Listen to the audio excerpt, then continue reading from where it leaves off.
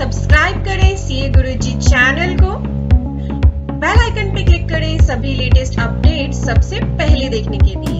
ये वीडियो है ITR 1 filing की। अगर आप हैं सैलरीड पर्सन, चाहे आपके पास फॉर्म 16 है या नहीं, दोनों ही केसेस में बताऊंगी कैसे ITR फाइल होनी है। सैलरी इनकम नहीं है पर अदर इनकम है, या फिर दोनों ही केसेस है, सैलरी भी है और अदर इनकम भी है, तो कैसे ITR भरनी है। अदर इनकम कैसी हो सकती है, जैसे कि FD आपने करा रखी है बैंक में, वैसे तो आप हाउसवाइफ हैं, आपका इंटरेस्ट डिडक्ट हो गया, तो आपको यही ITR फाइल करनी है जो आज हम इस वीडियो में सीख रहे हैं। या फिर हाउस प्रॉपर्टी आपके पास, आपने रेंट पे दे रखी है या हाउसिंग लोन ले रखा है, तो भी आपको यही ITR फाइल करनी है। क्योंकि वीडियो में सारे एस्पेक्ट्स आपके लिए कवर किए जाएंगे, तो वीडियो थोड़ी सी लंबी है। जो पार्ट आपको लगे कि आपके लिए रिलेवेंट नहीं है, फिर आप उसे स्किप कर सकते हैं, पर वीडियो लंबी रहेगी, पहले आपको बता रही हूँ। तो बी पेशेंट और अपने पास जो भी डॉक्यूमेंट्स मैं बताऊँ उनको रख के फिर अपनी ITR फाइल करने मेरे साथ बैठिए, बिकॉज इस वीडियो को देख के आप खुद ही अपनी ITR फाइल कर लेंगे। अगर आप बिजनेसमैन हैं, बिजनेस के लिए ITR फाइल करना चाहते हैं, तो उसकी वीडियो भी हमारे चैनल पर लाइव हो चुकी है। यहाँ मैंने आई बटन पे लिंक कर दी है, ये वीडियो देख के आप अपनी ITR को फाइल कर सकते हैं।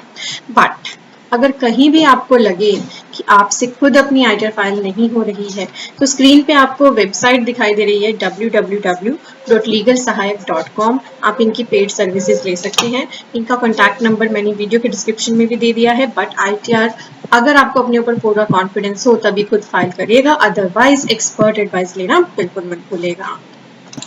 ना कुछ लोग ITR ट्रेनिंग में इंटरेस्टेड रहते हैं। ITR 1 और 4 को तो थोड़ी बहुत नॉलेज से भी कोई भी पर्सन फाइल कर सकता है, बट अगर ITR 2 और 3 की बात करें तो इसके लिए पूरी वास्ट नॉलेज रिक्वायर्ड होती है, जिसके लिए हमारा detailed income tax course available है। बहुत से लोग इसका बेनिफिट ले चुके हैं, इसमें एनरोल कर चुके हैं। आप भी इसका बेनिफिट लीजिए, ये रिकॉर्डेड लेक्चर्स में अवेलेबल है। आपको studybuddy.com पे आना है, यहाँ आके क्लिक टू बाय पे क्लिक करके इसको ज्वाइन कर लेना है। डायरेक्टली इस पे इनकम टैक्स के कोर्स पे आपको जाना है, तो लिंक मैंने वीडियो के डिस्क्रिप्शन में दे दिया है। हमारे अदर कोर्सेज के बारे में बात करेंगे हम वीडियो के एंड में, बट आपके लिए अब दोनों ही ऑप्शन अवेलेबल है। आप ITR की ट्रेनिंग लेना चाहें तो ट्रेनिंग ले लें, खुद आपको ITR फाइल करनी है तो खुद कर लें, या फिर आपको एक्सपर्ट एडवाइस चाहिए तो मैंने वेबसाइट भी आपको सजेस्ट कर दी है। तो चलिए अब आपको आना है इनकम टैक्स की रिटर्न भरने के लिए incometax.gov.in पे। यहाँ आने के बाद ये लॉगिन का टैब है। अगर आपने रजिस्टर ऑलरेडी कर रखा है, अगर आपने ऑलरेडी रजिस्टर नहीं कर रखा है तो रजिस्टर भी आप कर सकते हैं। कैसे होता है रजिस्ट्रेशन इनकम टैक्स की वेबसाइट पे, वो वीडियो भी यहाँ आई बटन पे लिंक मैंने की हुई है। तो चलिए मैं क्लिक कर रही हूँ लॉगिन। लॉगिन करने के लिए आपका यूजर ID रहेगा आपका पैन और पासवर्ड, जो आपने ऑलरेडी अपना यहाँ पर बना रखा है या पुरानी वेबसाइट पे बनाया हुआ था, तो वही आपके लिए वर्क करेगा। लॉगिन करते ही आपके सामने आपका वेब पेज अपीयर हो जाएगा। आपको यहाँ आना है ई फाइल में। ई फाइल का जो ये टैब है यहाँ आना है। यहाँ पे आपके सामने दो टैब है, इनकम टैक्स रिटर्न और income tax form. Income tax form को यूज नहीं करना, हमें इनकम टैक्स रिटर्न टैब को यूज करना है। और यहाँ सबसे पहले ऑप्शन दी है फाइल इनकम टैक्स रिटर्न, यहाँ आपको क्लिक करना है। पुरानी आइटर्स को देखने के लिए फील्ड रिटर्न्स पे क्लिक करना है। ई वेरीफाई के लिए जब रिटर्न को फाइल कर लेंगे आप, तो अगर आप बाद में ई वेरीफाई करना चाहें तो यहाँ ऑप्शन होती है। और मोस्ट इंपॉर्टेंट ये जो टैब है ना आपकी 4th नंबर, इसे आपको सबसे पहले चेक करना है। This is your form 26 AS, यानी किसी ने भी आपका अगर टैक्स डिडक्ट किया है तो वो आपके इस फॉर्म में, चाहे आपने उसने आपको TDS सर्टिफिकेट भी दे दिया हो, पर आपके इस फॉर्म में 26 AS फॉर्म में रिफ्लेक्ट होना जरूरी है। तो पहले हम करेंगे क्लिक इस पर। यहाँ एक आपके पास वार्निंग आ रही है, यहाँ आपको कंफर्म करना है। कंफर्म करते ही आपके सामने नया टैब ओपन हो रहा है। यहाँ आपके पास एक ऑप्शन आई है, इसमें आई एग्री पे क्लिक करिए, प्रोसीड पे क्लिक करिए। देन आपके पास ये जो ऑप्शन है view tax credit form 26 AS, इस पर क्लिक कर लीजिए। ये ओपन हो गया आपके लिए 26 AS का पेज। यहाँ से हमें असेसमेंट ईयर चूज करना है। हम बात कर रहे हैं 21-22 की, वैसे यहाँ पे बहुत सारे असेसमेंट ईयर्स अवेलेबल हैं। देन आपको फर्स्ट ऑप्शन HTML चूज करना है एंड क्लिक करना है व्यू एंड डाउनलोड। क्लिक करते ही आपका फॉर्म 26 AS ओपन हो जाएगा। यहाँ इस केस में कोई TDS डिडक्टेड नहीं आ रहा है, बट अगर आपका TDS डिडक्ट हुआ है तो पार्ट A में आपको यहाँ रिफ्लेक्ट होगा अमाउंट, कितने अमाउंट पे कटा है और कितना TDS कटा है। तो मेक श्योर आपके 26 AS में जितना आपका टैक्स डिडक्ट हुआ है वो सारा रिफ्लेक्ट कर रहा हो, इसे पूरी तरह से चेक। साथ ही यहाँ पे एक्सपोर्ट एज PDF की ऑप्शन होती है, तो आप इसे डाउनलोड भी कर सकते हो। 26 AS आपने चेक कर लिया। नाउ आपको यहाँ अब इनकम टैक्स रिटर्न पे आना है। यहाँ ई फाइल में इनकम टैक्स रिटर्न में फाइल इनकम टैक्स रिटर्न, तो आप इसी पेज पे आ जाएंगे जहां पर ये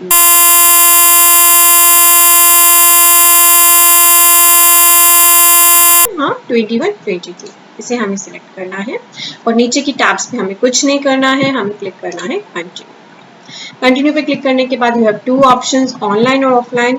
मैं आपको सजेस्ट करूंगी ऑनलाइन फाइल करें ITR 1 एंड 4 को। तो ऑनलाइन पे क्लिक करते हैं, हम प्रोसीड पे क्लिक कर लेते हैं। अगर आपने पहले भी कोई ITR फाइल कर रखी होती है, पहले भी कोई एक्शन लिया होता है, तो वो आपको यहाँ पे सेव्ड ड्राफ्ट में दिखाई देता है। आप चाहें तो यहीं से रिज्यूम फाइलिंग कर लें या फिर आप स्टार्ट न्यू फाइलिंग पे क्लिक कर सकते हैं। मैं स्टार्ट न्यू फाइलिंग पे क्लिक कर रही हूँ। तो इस बार की जो इनकम टैक्स रिटर्न्स आई है ना नए पोर्टल पे, यहाँ आपको ड्राफ्ट सेव करने की जरूरत नहीं होती, ऑटोमेटिक खुद ही ड्राफ्ट सेव हो जाता है। अब आपके पास ऑप्शन है अपना स्टेटस सिलेक्ट करने का। हम इंडिविजुअल के लिए भर रहे हैं, अदर जो स्टेटस है वो HUF या अदर, तो हमें तो इंडिविजुअल ही सिलेक्ट करना है और कंटिन्यू कर देना है।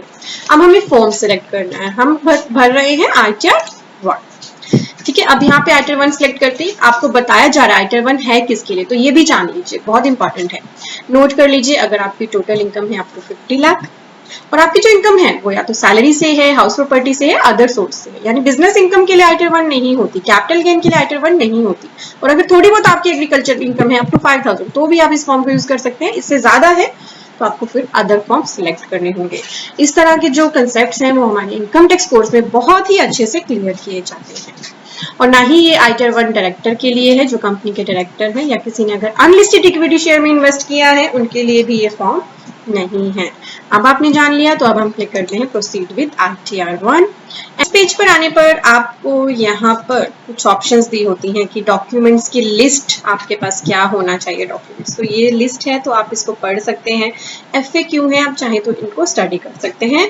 हमें ITR फाइल करने के लिए सीधे जाना है, लेट्स गेट स्टार्टेड नाउ। सबसे पहले आपके सामने आ गया क्वेश्चनियर। ये क्वेश्चनियर आपसे इसलिए पूछा जा रहा है कि आप क्यों ITR फाइल करना चाहते हैं। तो IT डिपार्टमेंट आपसे जानना चाहते हैं why you are filing the return. उसी के आंसर यहाँ पे आपको देने हैं। इन 3 ऑप्शंस में से सिलेक्ट करना है। क्या आप इसलिए ITR भर रहे हैं क्योंकि आपकी टैक्सेबल इनकम एग्जाम्पशन लिमिट से ज्यादा है? अगर ऐसा है तो इस पे टिक कर दीजिए। एग्जाम्पशन लिमिट कितनी है? 2,50,000। या फिर एक नया हमारा प्रोविजो आया था सेक्शन 139(1) में 7th प्रोविजो, इसके अकॉर्डिंग ये पूछा जाता है कि वैसे तो आप हो सकता है ITR फाइलिंग के लिए एलिजिबल ना हो, बट कहीं आपने अपने बैंक अकाउंट में एक या एक से ज्यादा बैंक अकाउंट में पूरे साल में 1 करोड़ से ज्यादा का अमाउंट डिपॉजिट तो नहीं कराया। अगर इसकी वजह से ITR भर रहे हैं तो इस पे टिक करिए और अमाउंट भी बताइए कितना अमाउंट जमा कराया। या फिर आपने पूरे साल में क्या फॉरेन ट्रैवल पे अपने या किसी और के लिए 2 लाख या उससे ज्यादा का खर्चा किया है। या फिर आपका पूरे साल का इलेक्ट्रिसिटी बिल 1 लाख से ज्यादा है। अगर इन 3 रीजन से ITR भर रहे हैं तो इसे सिलेक्ट करिए, अदरवाइज इसे छोड़ दीजिए। और इन दोनों में से कोई रीजन नहीं है तो सिंपली अदर सिलेक्ट करिए और कंटिन्यू कर लीजिए। तो मैं यहाँ पे फर्स्ट ऑप्शन सिलेक्ट कर रही हूँ और कंटिन्यू कर रही हूँ। तो डिपार्टमेंट ने आपसे पूछ लिया क्यों आप ITR फाइल कर रहे हैं। Now you have a popup, इसको आप ओके कर दीजिए। इसमें यही लिखा था कि आपके बहुत सारे चीजें यहाँ पर, बहुत सारे टैब्स ऑटो फिल होंगे, तो आप उन्हें खुद वेरीफाई करते रहिएगा। तो आपके सामने यहाँ पर आ गई रिटर्न समरी। अब आप देख सकते हैं काफी सारे टैब्स हाइड है। ये तभी एक्टिव होंगे जब आप 1 बाय 1 टैब्स को फिल करते रहेंगे। सबसे पहले आपको जो एक्शन लेना है वो पर्सनल इंफॉर्मेशन की टैब पर लेना है। यहाँ आपका पैन नंबर दिया होता है और जो ये एरो का बटन है इस पे आपको क्लिक करना है। पर्सनल इंफॉर्मेशन टैब में नए पोर्टल पे एक प्रॉब्लम आ रही है। बहुत से पर्सन यहाँ इसे ओपन करते हैं, ना नाम दिखाई देता है, ना डेट ऑफ बर्थ दिखाई देता है। तो क्या करें? इसका अभी तक कोई भी सॉल्यूशन नहीं आया। उस केस में आपको वेट करना है। अगर आपका यहाँ पे नाम, पैन, डेट ऑफ बर्थ दी है देन वेल एंड गुड। और आधार नंबर को अगर नहीं दिया है तो आप खुद भी एंटर कर सकते हैं। यहाँ पे आपको अपनी डिटेल्स को सिर्फ चेक करना होता है, यानी प्रोफाइल में जो ऊपर के जो ये आपके टैब है ना, नाम, मोबाइल, नाम, पैन, डेट ऑफ बर्थ, इनको आप खुद चेंज नहीं कर सकते। देन आपकी कॉन्टैक्ट डिटेल्स दी होती है, ये आप एडिट भी कर सकते हैं। इस पे एडिट करके इस पे एक्शन जरूर लेना, क्योंकि अब आपसे आपका एरिया डिटेल मांगी जाती है, तो वो आप ऐड कर लेना, वरना बाद में आपके पास वैलिडेशन एरर आ जाए। तो एडिट करके ना अपनी कॉन्टैक्ट डिटेल्स कंप्लीट कर लेना दोबारा से। वेदर यहाँ पे कंप्लीट दिख रही हो तब भी एक बार एडिट के टैब पे जाके एक्शन जरूर लेना। देन नेक्स्ट टैब है नेचर ऑफ एम्प्लॉयमेंट। तो अगर आप सैलरीड पर्सन हैं तो आपको बताना है आप कहाँ से एम्प्लॉयड हो। सेंट्रल गवर्नमेंट के एम्प्लॉय हो, स्टेट गवर्नमेंट के, PSU, या फिर ये ITR पेंशनर्स के लिए भी है। जी हाँ, अगर आपको पेंशन मिलती है तो आप पेंशनर सिलेक्ट कर सकते हैं। अदर सेक्टर से एम्प्लॉयड हैं आप तो अदर सिलेक्ट करें, या फिर आप एम्प्लॉयड ही नहीं है, आप तो सिर्फ अदर इनकम की वजह से भर रहे हैं तो नॉट एप्लीकेबल कर सकते हैं आप। ठीक है, इस केस में हम चूज कर रहे हैं अदर्स। फाइलिंग का सेक्शन अभी जो है वही रहने दीजिए। जब आप डेट के बाद, यानी कि इस बार की जो आईटीआर रिटर्न फाइलिंग की लास्ट डेट है 30 सितंबर 21, अगर उसके बाद फाइल करोगे तो बिलेटेड रिटर्न चूज करना पड़ेगा। रिटर्न को रिवाइज करना चाहोगे तो 139(5) सेक्शन, और जब बिल्कुल ही डेट हमारी ओवर हो जाती है तो कॉन्डोनेशन की एक ऑप्शन हमारे पास होती है। तो अभी आपको इस पर ज्यादा कुछ सोचना नहीं है, आप 139(1) ही से रहने दें, ये भी छोड़ दीजिए। देन वेरी इंपॉर्टेंट, आपको पता होगा इस बार से टैक्स के 2 रिजीम है, न्यू एंड ओल्ड। तो आपसे पूछा जा रहा है कि क्या आप न्यू रिजीम लेना चाहते हैं। अगर लेना चाहेंगे तो यस करिएगा। यस करेंगे तो यहाँ आपको बताया जा रहा है कि कौन सी डिडक्शंस आपको इस नए रिजीम में आने पर नहीं मिलेंगी। तो नया रिजीम उन्हीं के लिए बेनिफिशियल है जो क्या नहीं करते, कोई भी सेविंग्स या इन्वेस्टमेंट्स जो पर्सन नहीं करते हैं उनके लिए नया रिजीम बड़ा अच्छा है। बट अगर आपने सेविंग्स या इन्वेस्टमेंट्स कर रखी है तो आपके लिए ओल्ड रिजीम सही रहेगा। और अगर आप कंपेयर करना चाहते हैं कि किस रिजीम में आपका टैक्स कितना बचेगा, कौन सा रिजीम आपके लिए हेल्पफुल है, तो आप इनकम टैक्स india.gov.in की वेबसाइट पे चले जाइए। वहां पे आपको इनकम टैक्स कैलकुलेटर मिल जाएगा, वहां से आप चेक कर सकते हैं। आप चाहें कि आपने अपने एम्प्लॉयर के पास तो नया रिजीम सिलेक्ट कर लिया था, अब आप ओल्ड करना चाहते हैं, या ओल्ड सिलेक्ट कर लिया था नया करना चाहते हैं, अब आप वो आप कर सकते हैं। और यहाँ पे नए रिजीम को चूज करने के लिए यस सिंपल करना है। अगर आप आईटीआर 4 फाइल करते हैं तो फॉर्म 10IE भी भरना होगा। इस केस में फॉर्म 10IE आपको फाइल नहीं करना है। मैं जो यहाँ पे आईटीआर भर रही हूँ वो ओल्ड रिजीम के लिए कर रही हूँ, तो नो सिलेक्ट करना है। मतलब ओल्ड और न्यू में आईटीआर 1 के लिए कोई भी दिक्कत नहीं है, कोई एक्स्ट्रा फॉर्म आपको फाइल नहीं करना है, कोई इशू आपको नहीं आएगा।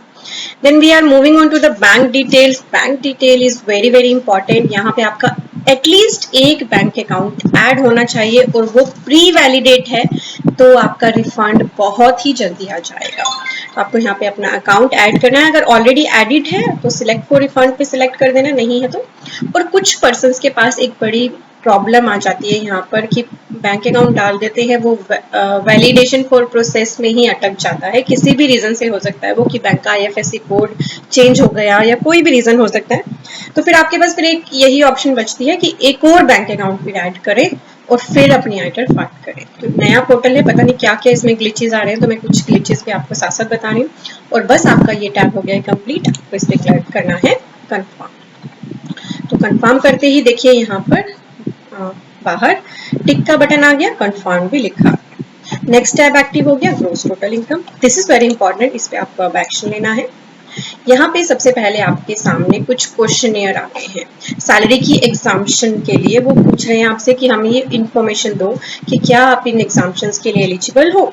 आप चाहो तो ये पढ़ के रीड करके यस या नो पे एक्शन ले सकते हो, या फिर स्किप द क्वेश्चन भी कर सकते हो। This is not mandatory to fill. मैं कर रही हूँ स्किप द क्वेश्चन, और ये वार्निंग आ रही है तो मैं यस कर, यस करते ही मेरे सामने आ गया अब मेरे पास इनकम फ्रॉम सैलरी को ऐड करने का ऑप्शन। नीचे आएंगे income from house property, then other source, exempt income. तो सारी इनकम मुझे यहीं पे ऐड करनी है। पहले हम चलते हैं ऐड करते हैं इनकम फ्रॉम सैलरी। मैंने यहाँ एडिट के बटन पे क्लिक किया तो मेरे पास ऑप्शन आ गई सैलरी को ऐड करने की। कुछ पर्सन्स के पास हो सकता है यहाँ पे कुछ डेटा ऑटोफिल आ रहा on the basis of their form 16, या फिर कुछ पर्सन्स के पास नहीं भी आ रहा होगा ऑटोफिल डेटा।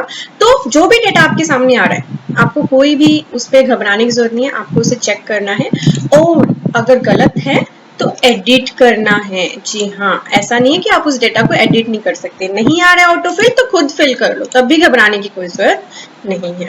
ठीक है, तो जो ये सैलरी के डिटेल है ना, ये salary as per section 17(1), salary as per section 17(2), 17(3), ये एज इट इज आपके फॉर्म 16 में दी होती है। जैसे मैंने यहाँ फॉर्म 16 ओपन किया है, देख सकते हैं आप, आपका जो फॉर्म 16 का पार्ट ए होता है ना, उसमें आपकी ये सारी इंफॉर्मेशन होती है। तो आपको एज इट इज जो भी अमाउंट है आपका एज इट इज वहां पे एंटर करना है।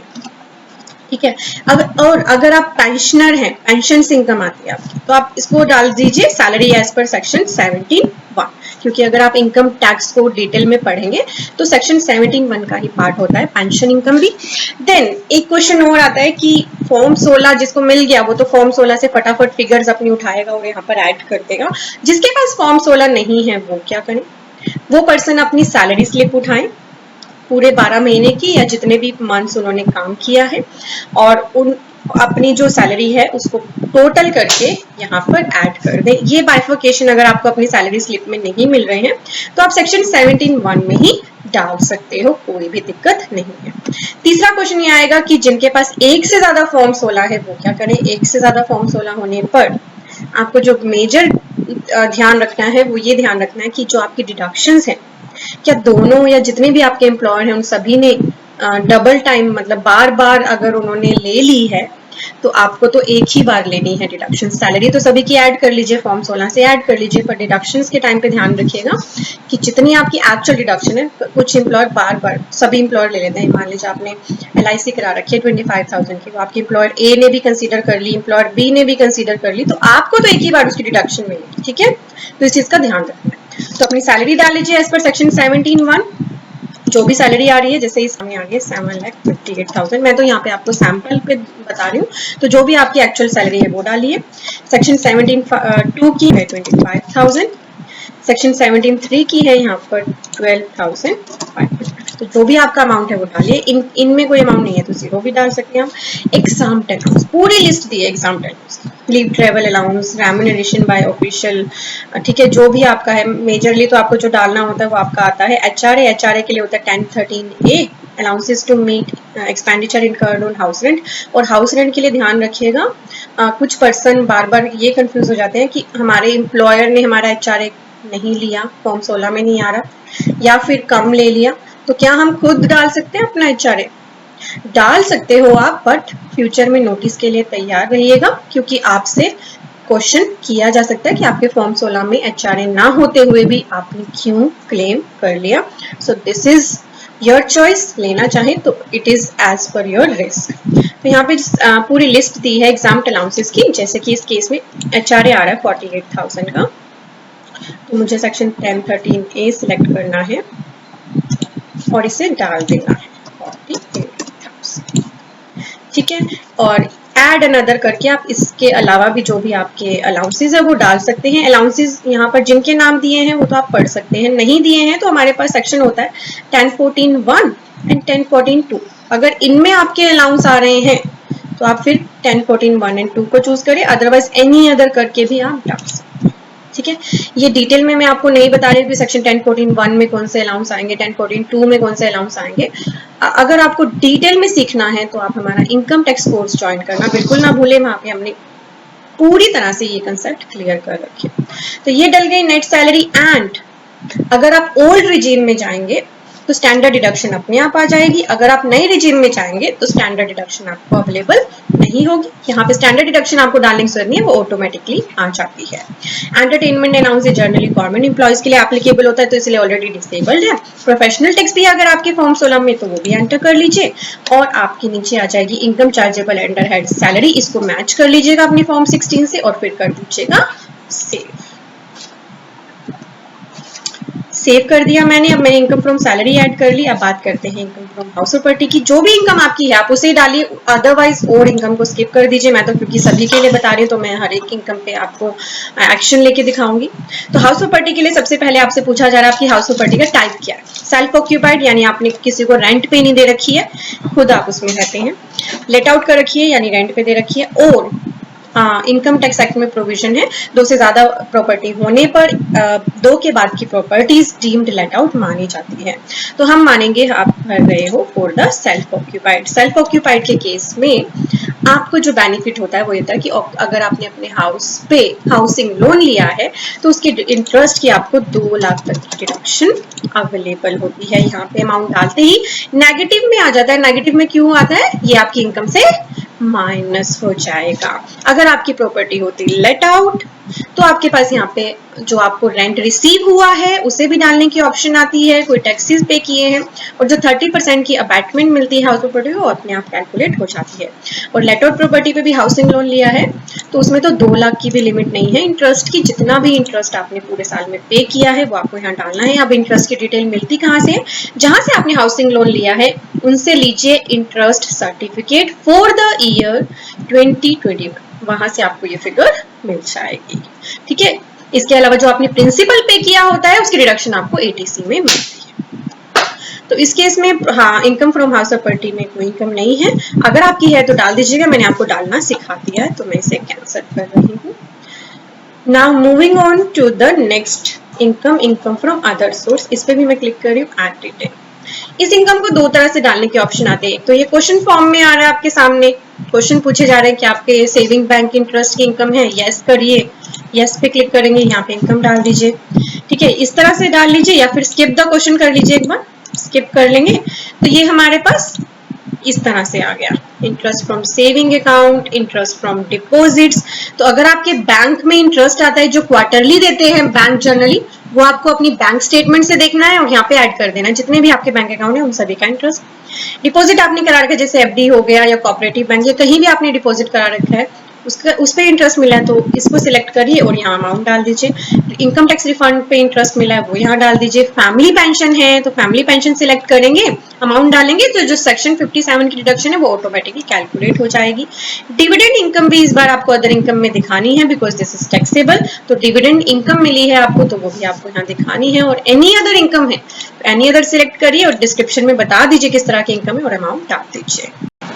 तो इस केस में मैं income from saving bank account add कर रही हूँ 641।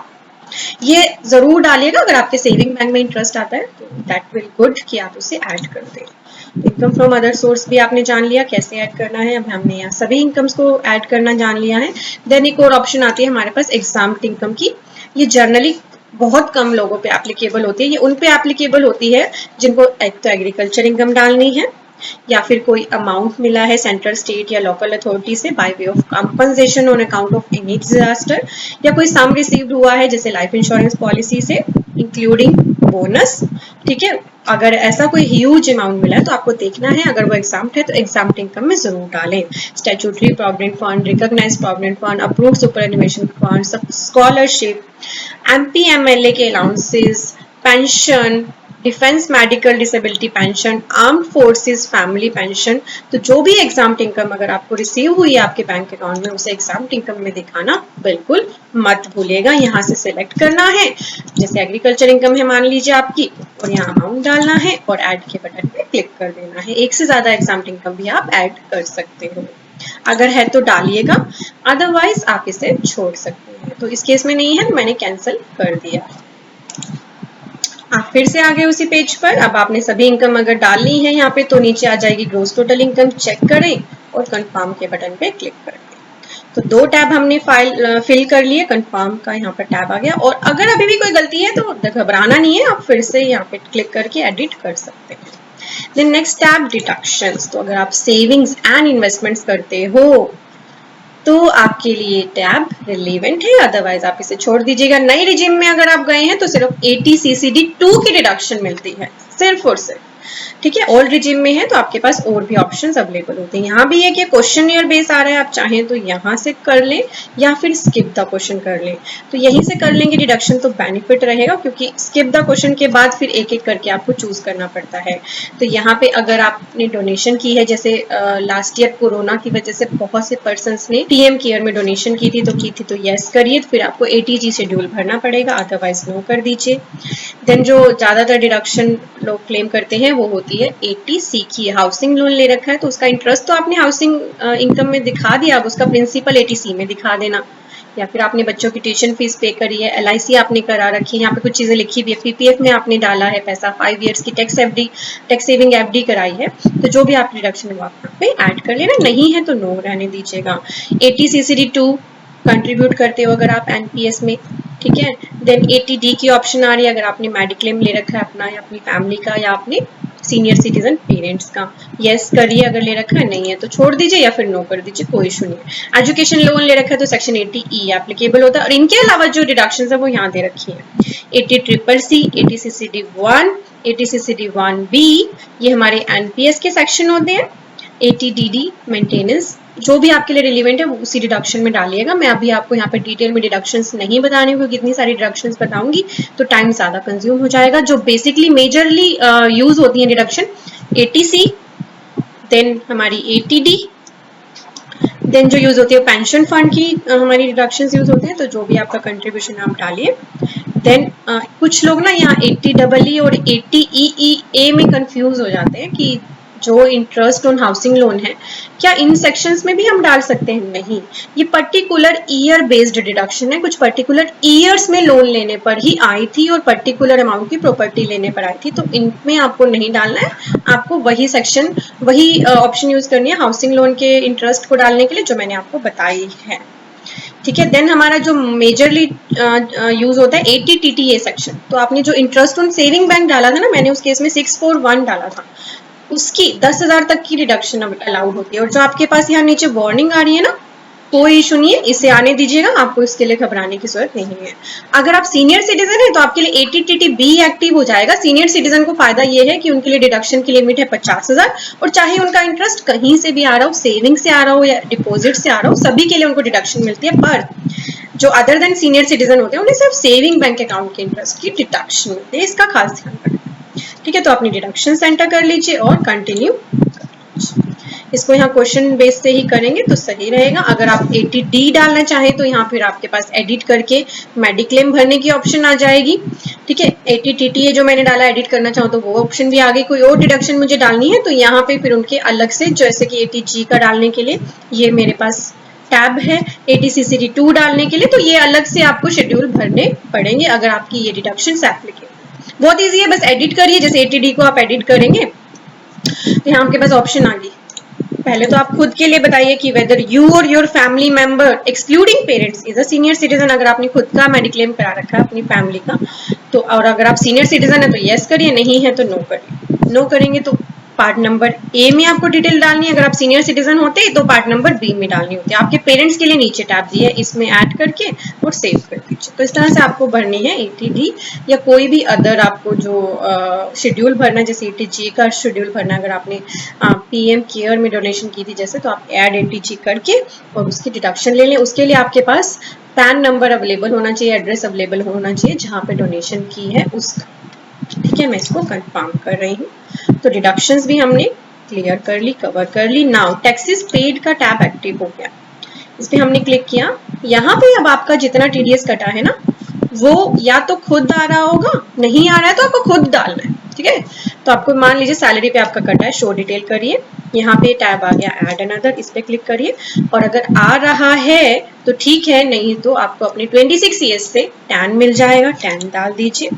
नेम ऑफ द डिडक्टर डाल दीजिए, कितनी चार्जेबल इनकम आ रही है आपके 26 CS में अंडर द हेड सैलरी वो डालिए और टैक्स डिडक्ट कितना है वो ऐड कर दीजिए। खुद आ रहा है तो चेक कर लीजिए, मतलब ऑटो फिल आ रहा है तो चेक कर लीजिए। सैलरी के अलावा कहीं और से टैक्स कटा है तो जो सेकंड नंबर टैब है उसमें शो डिटेल पे क्लिक करिए, ऐड अनदर करिए। यहाँ पे आपको खुद भरना है, अगर नहीं आ रहा, अगर आ रहा है तो चेक कर लीजिए। Tan, name of the deductor, ये सभी 26 CS में डिटेल दी होंगी। कितने अमाउंट पे टैक्स कटा है वो यहाँ डाल दीजिए। किस ईयर में कटा है ये जरूर आपको बताना है, तो 2020 सिलेक्ट कर लेना। और टैक्स डिडक्ट कितना हुआ वो डाल दो 26 CS से, उतना ही आपने क्लेम किया है तो सेम यहाँ पे आ जाए। ठीक है, याद रखना इस चीज को ध्यान से।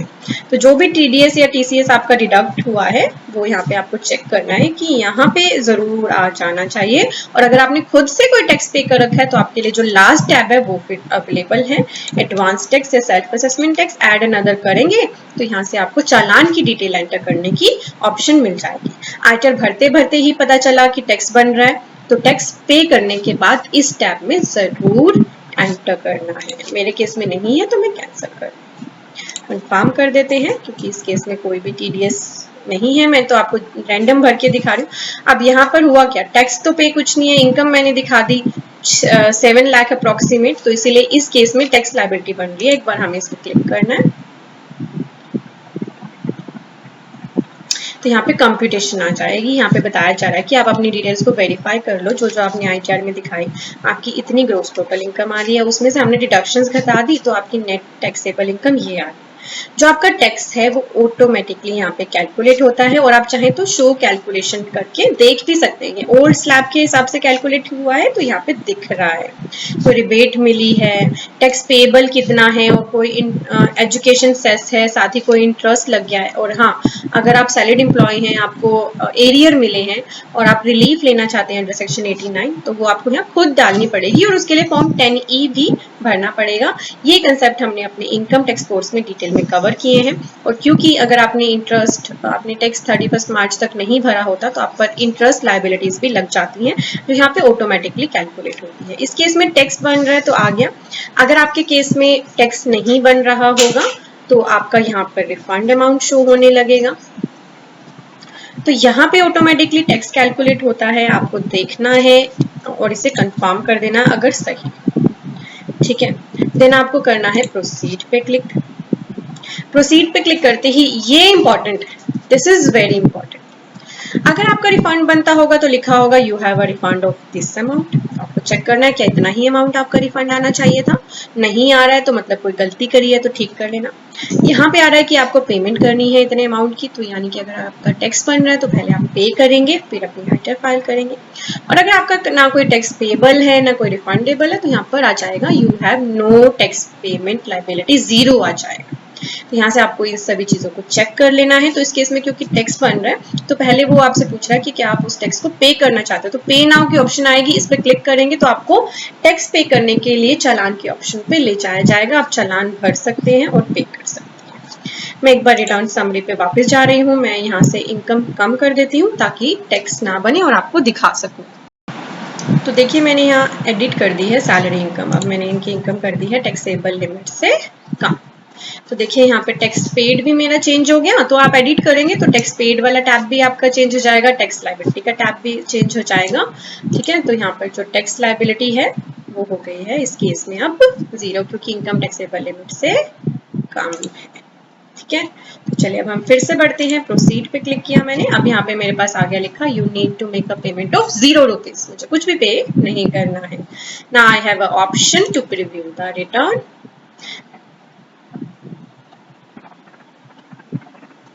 प्रीव्यू रिटर्न करने के लिए आपको जो आपका नाम आ रहा है, आपका फादर नेम आ रहा है, सेल्फ और पैन खुद आ रहा है ऑटोफिल, आपको बस यहाँ टिक करना है। पहले ये नहीं आता था, अभी आने लगा है। और प्रोसीड टू प्रीव्यू पे क्लिक करना है। ये आ गया आपके पास फिल्ड फॉर्म, पूरा फॉर्म फिल होके आपके सामने आ गया। इस फॉर्म पे आने के बाद भी जो आपका ये कंप्यूटेशन ऑफ टैक्स पेबल वाला पार्ट है ना, पार्ट डी, इसको जरूर चेक कर लेना कि आपका अगर रिफंड बनता है तो यहाँ D14 में रिफंड आ रहा हो, अमाउंट पेबल बनता है और आपने पे कर दिया तो मेक श्योर आपने सेल्फ असेसमेंट टैक्स में डाल दिया और यहाँ पे 0 आ गया हो। इसको क्रॉस चेक करना 2 बार, मत भूलना, ठीक है। सभी डिटेल्स आपकी यहाँ पर आ जाएंगी। अगर आपके हिसाब से सही है डिटेल तो प्रोसीड टू वैलिडेशन पे क्लिक करना है, अदरवाइज बैक करना है। तो प्रोसीड टू वैलिडेशन पे मैं एक बार क्लिक कर लेती हूँ। यहाँ क्लिक करते ही मेरी रिटर्न वैलिडेशन के लिए यहाँ पर मैसेज आया और 3 एरर्स इसको फाउंड हुई। क्यों फाउंड हुई उसका रीजन मैंने आपको पहले ही बता दिया था कि पर्सनल इंफॉर्मेशन में वेदर आपका एड्रेस डला हुआ है तब भी आपको एक बार उसको एडिट करके डालना है, क्योंकि ये town, city, district, area, locality, country अपने आप वहां से हट जाता है। तो ये 3 मुझे एरर दिखा रहा है, मैं एक बार ठीक कर लेती हूँ और फिर मैं आपको दिखाऊंगी। यहाँ पे वैलिडेशन सक्सेसफुल का मैसेज आ जाएगा, ये आपको वहीं पे ले जाएगा। जैसे इस केस में कंट्री हटा हुआ है तो कंट्री ऐड कर देते हैं। तो मैंने एरर्स को ठीक कर लिया है। मैं फिर से अब प्रोसीड प्रीव्यू रिटर्न पे क्लिक कर रही हूँ, फिर से वही process and then proceed to preview.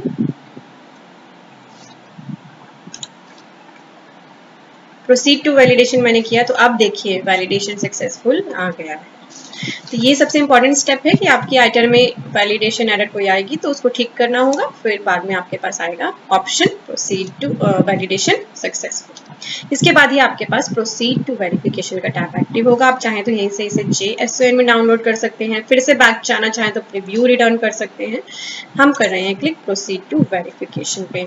यहाँ पे क्लिक करते ही ऑप्शन आ गया आपके पास वेरिफिकेशन को क्लिक करने के लिए, वेरिफिकेशन करने के लिए E-Verify now, this is recommended. और मैं भी आपको यही कहूंगी कि अगर आपका आधार आपके मोबाइल से लिंक है, आपके पास क्विकली OTP आ सकता है तो आप E-Verify नाउ पे ही क्लिक करें और कंटिन्यू कर दें। अदरवाइज नहीं है तो E-Verify लेटर करिए, तो फिर आपको हार्ड कॉपी जो अपनी ITR की है वो सेंड करनी पड़ेगी बेंगलोर। कब तक? With in 120 days of submission. यहाँ पे लिखा भी है कि साइंड कॉपी आपको ITR की इनकम टैक्स डिपार्टमेंट को नॉर्मल या स्पीड पोस्ट के थ्रू विद इन 120 डेज भेजनी होगी। अगर आप E-Verify लेटर करेंगे तब भी और वेरीफाई वाया ITR भी करेंगे तब भी।